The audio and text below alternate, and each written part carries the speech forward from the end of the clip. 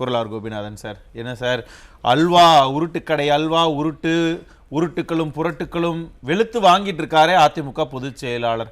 என்ன இப்பவே எலெக்ஷனுக்காக ஒரு ஆளும் அரசை நம்ம குற்றச்சாட்டு வச்சாதான் நம்ம அடுத்த ஆட்சிக்கு வர முடியும் அப்படிங்கிற வியூகத்தால அரசை எதிர்த்து இந்த மாதிரி எல்லாம் பேசுறாரா, இல்ல உண்மையாலுமே என்ன நடக்குது? உண்மையாகவே மக்களுடைய மனதை தான் அவர் இன்றைக்கு சொல்லியிருக்கிறார். அவங்களுடைய எண்ணத்தை தான் இன்றைக்கி வெளிப்படுத்தியிருக்கிறார். அதாவது புலியை பார்த்து பூனை சூடுகு போட்டு கொண்டது என்று சொல்வார்களே, அதை போல் புரட்சி தலைவி அம்மா இருக்கிற பொழுது அந்த ஆட்சியை அம்மா ஆட்சி என்று சொன்னார்கள், மக்கள் சொன்னார்கள். பிறகு இவர் வந்த உடனே அதை போலவே தன்னை அப்பா ஆட்சின்னு சொல்லணும்னு சொல்லி இவர் ஏகப்பட்ட விளம்பரம் கொடுத்தாரு, அவங்க ஆட்களையே விட்டு சொல்ல வைத்தார். ஆனால் மக்கள் சொன்னது இது அல்வா ஆட்சி, அப்பா ஆட்சி அல்ல, அல்வா ஆட்சி. கடந்த 5 ஆண்டு காலத்தில் மக்களுக்கு இவர் அல்வா தான் கொடுத்துருக்கிறாரு. நீங்கள் எடுத்து பார்த்தீங்கன்னா, வரலாற்றை எடுத்து பார்த்தீங்கன்னா, முதல்ல அரசு ஊழியருக்கு உங்களுக்கு பழைய பென்ஷன் தள்ளுகிறேன் என்று அல்வா கொடுத்தாரு. விவசாயிகளுக்கு கொள்முதல் விலையை உயர்த்தி தருகிறேன், அரிசி நெல் விலையை உயர்த்தி தருகிறேன், கரும்பு விலையை உயர்த்தி தருகிறேன் என்று சொல்லி அல்வா கொடுத்தாரு.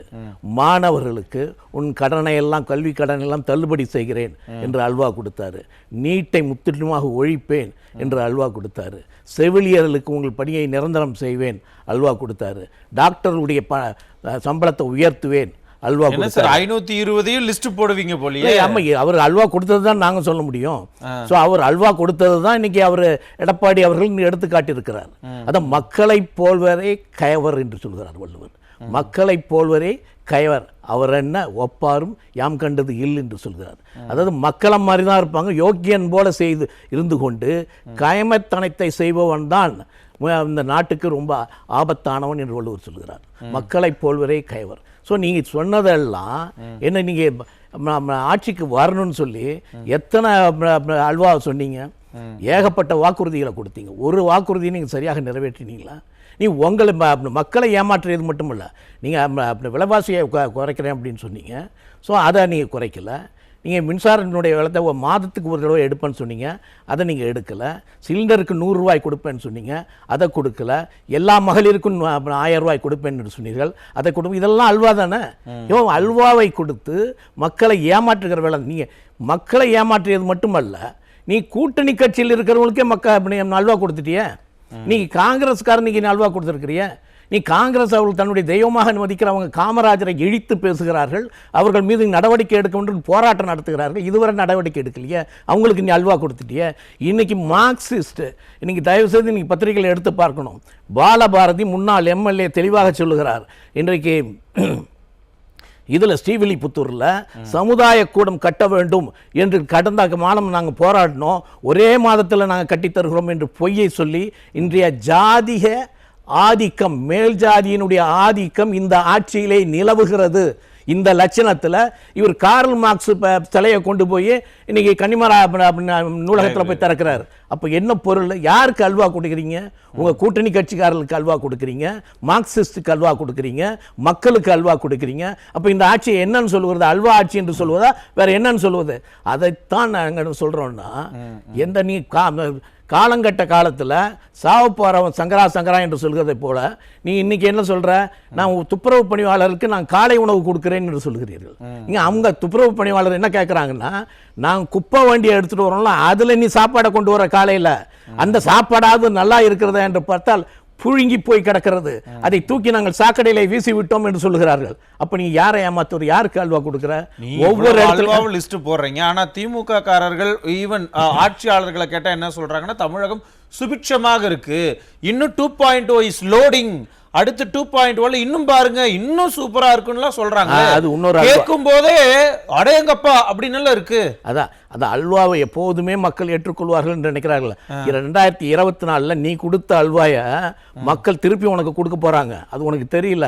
இன்னும் அல்வா கொடுத்துக்கிட்டே இருக்கலாம், மக்கள் வாங்கி சாப்பிட்டுட்டே இருப்பாங்க அப்படின்னு நீ நினைச்சிட்டு செயல்பட்டு இருக்க.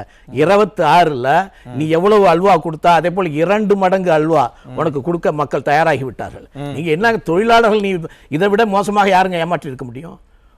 ஒன்றும் இல்லை. இன்னைக்கு இப்போ பத்திரிகையில், வடநாட்டு பத்திரிகைகள் நீங்கள் எடுத்து பார்த்தீங்கன்னா ஒரு செய்தி வருகிறது. நீங்க பாராளுமன்றத்தில் மத்திய அரசு எதிர்த்து எதிர்க்கட்சிகள் எல்லாம் போராடுறாங்க. அதுல எதிர்க்கட்சிகள் அத்தனை பேரும் கலந்து கொள்கிறார்கள். அதுல மார்க்சிஸ்ட் கலந்துக்கிறான், காங்கிரஸ் கலந்துக்கிறான், மற்ற கட்சிகள் எல்லாம் கலந்துக்கிறான். திமுக கலந்து கொள்ளவில்லை. அதுக்கு வடநாட்டுக்காரர் என்ன சொல்றான்னா, நீ இதுல ஏன் கலந்துக்கல என்பது எதனால் என்று சொன்னால், பின்பக்கமாக மத்திய அரசுடன் கைகோர்க்க பார்க்கிறாய், உன் ஆட்சி போயிடும், ஆட்சி போனவன் மேல நடவடிக்கை எடுப்பாங்க, அதிலிருந்து உன்னை காப்பாற்றிக் கொள்வதற்காக பின்பக்கமாக போய் நீ மத்திய அரசோடு கைகோர்க்க பார்க்கிறாய், இது பெரிய அல்வா என்று இன்றைக்கு வடநாட்டு பத்திரிகைகள் எழுத ஆரம்பித்து கூட்டணிக்குள்ள கூட மேபி நீங்க தான் சொல்லிட்டு இருக்கீங்க, திமுக காங்கிரஸ் கூட்டணியில இருக்க போறதில்ல, அவங்க கூட்டணி உடையும் இணக்கமா இல்ல. ஒருவேளை அதனால கூட அவங்க அப்படி பண்ணி இருக்கலாம். நீங்க மூச்சுக்கு முன்னோடி தடவை எதை எடுத்தாலும் மத்திய அரசு பணம் கொடுக்கல, மத்திய அரசு தான் வஞ்சிக்கிறது, மத்திய அரசு தான் தமிழர்களை வஞ்சிக்கிறது இங்க பேசுற. நீங்க பேசி நீங்க கூட்டணி அங்க சொல்ல முடியுமா? நீ அங்க போய் உட்காந்துக்கிட்டு நீ அவங்களோட நீ கலந்துக்காம நீ பின்பக்கமா போய் கை கொடுக்குற அப்படி என்று சொன்னா என்ன பொருள்? அப்ப நீ எல்லாருக்குமே அல்வா கொடுக்கறதுக்கு தயாராயிட்ட. உன்னுடைய கூட்டணி கட்சிக்காரர்களுக்கு அல்வா கொடுக்கிற, மார்க்சிஸ்டுக்கு அல்வா கொடுக்கிற, மக்களுக்கு அல்வா கொடுக்கிற, இங்க பத்திரிகைக்காரர்களுக்கு அல்வா கொடுத்தாருங்க அவரு. நீ பத்திரிகைக்காரர்களை எடுத்துங்க. ஒரு பத்திரிகைக்காரரை உங்க எம்எல்ஏ பழனியாண்டி என்பவர் அடித்து நொறுக்குகிறார். நீ எல்லா பத்திரிகையிலும் வந்திருக்கு, எல்லா ஊடகங்களையும் வந்திருக்கு, எல்லா காட்சிகளும் இருக்கிறது. அவங்க மேல இதுவரைக்கும் என்ன நடவடிக்கை எடுத்த, எந்த அறிக்கை கொடுத்த? பத்திரிகைக்காரர்களை காப்பாற்றுவன் நான், அவங்களுக்கு நான் நிலம் கொடுத்தேன், அதை கொடுத்தேன், இதை கொடுத்தேன்னு சொல்றேன். இன்னைக்கு அவனை அடித்து அவனோட உயிருக்கே இன்னைக்கு ஆபத்துக்கு இருக்கிறது. அவருக்கு நீ அல்வா கொடுத்துட்டு இருக்க. சோ பத்திரிகைக்காரர்களுக்கும் நீ அல்வா கொடுக்கிற. சோ யாருக்குமே இந்த அரசு நல்லதே செய்யவில்லை, அல்வா கொடுக்கிற அரசாக தான். அதனாலதான் அதற்காகத்தான் எடப்பாடி அவர்கள் திரும்ப என்ன சொல்கிறார் என்று சொன்னா, நீ அதனாலதான் நாங்க அந்த பாக்கெட்டை கொடுத்தோம். திருட்டுக்கடை அல்வா என்று இருக்கு, இருட்டுக்கடை அல்வா என்று சொன்னா இவர் திருட்டுக்கடை அல்வா தான் வைத்துக் கொண்டிருக்கிறார். அதை எடுத்து மக்களுக்கு கொடுத்து ஏமாற்ற பார்க்கிறார். அதனால் நிச்சயமாக 2026 மக்கள் உங்களுக்கு இது மாதிரி 2 மடங்கு அல்வா கொடுப்பாங்க. குரலார் சார், என்னன்னா திமுக நாங்க இங்க நல்லா தான் இருக்கு, நீங்க மணிப்பூரை போய் பாருங்க, அங்க போய் பாருங்க, இங்க போய் பாருங்கன்னு சொல்லி அங்க கை காமிச்சு இங்க தப்பிச்சுக்க பாக்குறாங்கல்ல. இங்க விவாதத்துல வேணா தப்பிச்சுக்கலாம், மக்கள் கிட்ட தப்பிக்க முடியுமா? எப்பொழுதுமே திராவிட முன்னேற்ற கழகம் நீங்க அது கலைஞர் காலத்திலிருந்து அதான் பழக்கம். என்னன்னா இங்க நீங்க ஒரு ஏதாவது ஒரு தவறை சுட்டு காட்டினா நீங்க இதை பாருங்க, வட மாநிலத்தை பாருங்கள், யூபியை பாருங்க, கர்நாடகா பாருங்க. நீங்க அதே அதை தான் நீங்க டாக்டர் சங்கத்தினுடைய தலைவர் பெருமாள் கேட்டார். நீ அப்பப்ப காட்டுறல்ல, நீ பெங்களூர்ல அரசு மருத்துவர்களுக்கு சம்பளம் எவ்வளவு, இங்க எவ்வளவு, உன்னை விட 50,000 ரூபாய் அங்க அதிகம். அப்ப அதுக்கு என்ன பதில் சொல்ற? சோ இங்க விலைவாசி இங்க என்ன அங்க எவ்வளவு, யூபியில கடன் தொகை எவ்வளவு வாங்கியிருக்காங்க, இங்க எவ்வளவு வாங்கியிருக்காங்க. சோ இதெல்லாம் கம்பேர் பண்ணி நீங்க பேசுறதுக்கு தயாரா? அதனால ஆபாசத்தை பேசுவதற்கு அதற்காகவே படித்து வந்தவர்கள் தான் திராவிட முன்னேற்ற கழகம். அந்த காலத்துல இருந்து நீங்க அனந்தநாயகி காலத்துல இருந்து எடுத்துக்கங்க, அவரை பத்தி என்னென்ன அசிங்கமாக பேசினார்கள். அதனால நீ புரட்சி தலைவி அசம்பிளியில இருக்கும்போது எப்படி அறிவுறுப்பாக நடந்து கொண்டார்கள். அதனால இவங்களை பத்தி இவங்கள்ட்ட நீங்க நாகரிகத்தை எதிர்பார்க்கவே கூடாது. அதனால இப்படிப்பட்டவர்கள் இப்படித்தான் பேசுவார்கள். ஆனா உண்மை என்னது மக்களுக்கு தெரியும். மக்கள் சரியாக பார்த்து கொண்டிருக்கிறார்கள். மக்களுக்கு கேட்கறாங்க. உடனே சொல்ற இவர் பெருசா நாங்க கிங்ஸ் ஹாஸ்பிட்டல் திறந்தோம், அங்க பாருங்க, அங்க கஞ்சா கருப்புன்னு ஒரு நடிகர் போய் காரி துப்புனான, அப்ப உங்களுக்கு எட்டலையா? அப்ப அங்க ஒரு டாக்டரை கத்தியால குத்தி அந்த டாக்டர் எனக்கு பாதுகாப்பு இல்லை என்று சொன்னாரு, அது உங்களுக்கு எட்டலையா? என்ன பெருமையா பேசுறீங்க? எத்தனை சட்ட ஒழுங்கை கெடுத்திருக்கு. நீங்க அண்ணா நகர்ல ஒரு பாலியல் குற்றத்துக்கு ஆளாகிற ஒரு சிறுமி, அந்த சிறுமியை மேல சரியான நடவடிக்கைகள் காவல்துறை, அந்த காவல்துறை மேல ஏன் நடவடிக்கைகள் சுப்ரீம் கோர்ட்டுக்கு போனா அவங்களை காப்பாத்துறதுக்காக நீங்க 1 கோடி கொடுத்து ஒரு வக்கீல வைக்கிற, அப்ப என்ன அர்த்தம்?